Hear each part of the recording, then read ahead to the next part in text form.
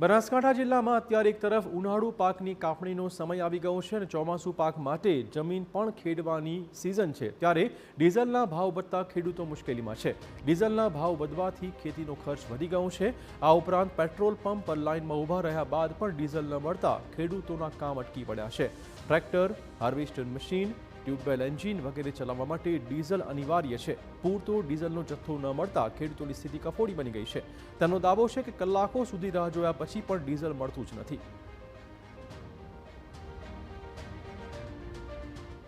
તો હાલમાં બાજરીનો જે પાક તૈયાર થઈ રહ્યો છે એમાં થ્રેસર ના હોય એટલે થ્રેસરમાં ડીઝલ ન હોય એના બાજરી ન નીકળી છે અને જો 10 દિવસ નીકળી જાય તો આવતા 10 દિવસ પછી લગભગ વરસાદી વાતાવરણ પેદા થાય છે। વરસાદી વાતાવરણ પેદા થાય એટલે ખેડૂતે પૂરેપૂરો ખર્ચ કર્યો હોય અને જો બાજરી બગડી જાય તો 100% નુકસાન થાય અને ખેડૂતને તો નુકસાન થાય છે, પણ સાથે સાથે રાજ્યને આખા દેશને પણ થાય છે કે વાવેતર તમે અનાજ નહીં પાકે તો લોકો ખાશે શું। રોજ ડીઝલ ભરાવવા માટે ટ્રેક્ટર લઈને ખેડૂતો પેટ્રોલ પંપ ઉપર જાય છે અને 1 લીટર ડીઝલ બાળી અને ઘેર પાછા આવે છે।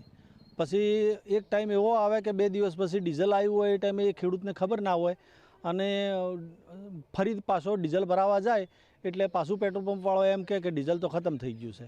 એટલે જો આ પરિસ્થિતિ રહે તો ખેતીની દશા ખરાબ થાય।